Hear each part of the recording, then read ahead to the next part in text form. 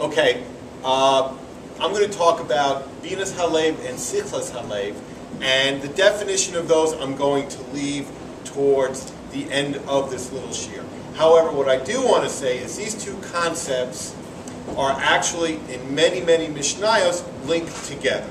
The two concepts of knowledge of the heart, so to speak, or perception of the heart, are actually in many Mishnayos linked together. But to start this little shir, what I'd like to tell you is a story that I heard from Rebbe Ephraim many years ago.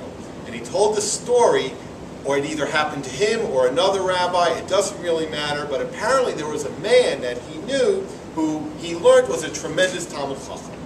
He knew his way around the Gemara, he understood the Rashi and the Tosafos, and he could participate in any conversation of the scholars. And Rebbe Ephraim said to himself, I need to go see this man. How is it possible that there's a man in the city, such a Talmud Chacham, and I haven't met him up until now? So one Shabbos afternoon after lunch, he decides to go see the man. He finds out where he lives, and he strolls over to his house to greet him, and maybe learn some Torah with him. He knocks on the door, and he's greeted by the man's wife, who shows the Rav into the man's study.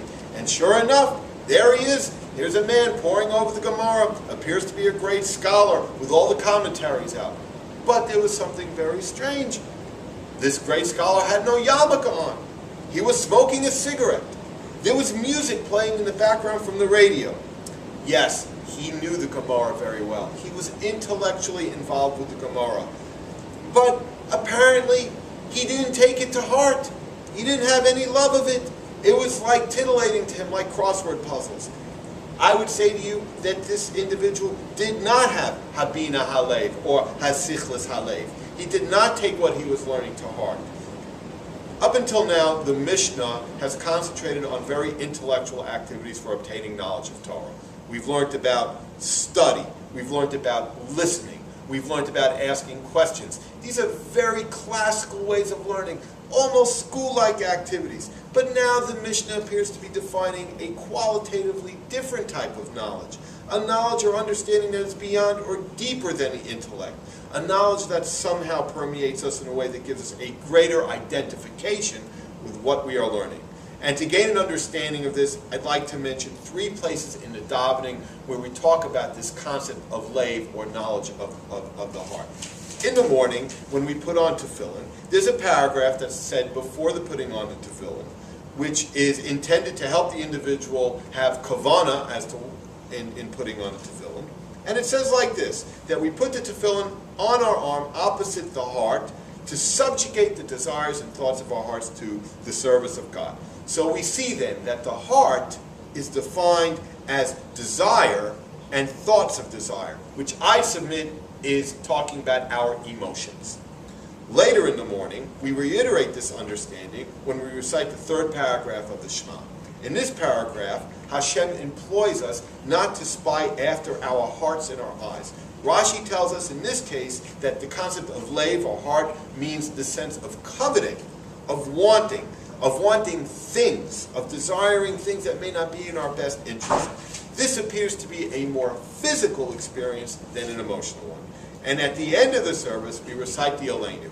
And at the end of the 1st paragraph of this prayer, which we are all familiar with, we say the following: and you should know this date and reflect, or maybe a better translation would be place within your heart, that it is Hashem who is God in heaven above and on earth below, Ein Od, nothing else. And this definition implies an intellectual concept. So as you see, we've defined Bina Halev and Sichlis Halev as having a emotional aspect to it, a physical aspect, and the more well-known intellectual aspect of understanding. A more holistic knowledge, if you will. Consider for a moment what the heart does, the function of the heart. It constantly and continually circulates the blood around the body, approximately 1,500 times in a day.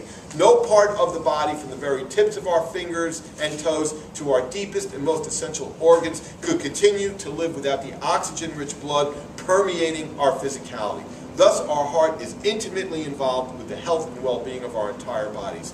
When we speak of knowledge within our hearts, or of our hearts, we're speaking of a knowledge that permeates our very being, not just our mind, but our emotions and body as well. So, Habina and Hasichlis Halev implies that we must allow Torah to permeate us, to bathe us, if you will. It implies a more holistic type of understanding, a knowledge of being. And how should we obtain this knowledge? Through the type of activity we're doing right here. Reflection on a Torah concept in a more intense manner. Learning a concept, meditating on it, exploring it, questioning it, making an effort to understand it. This leads to this concept of permeation. And this will give us the experience of Habina and Hasichlis Halev. Thank you very much.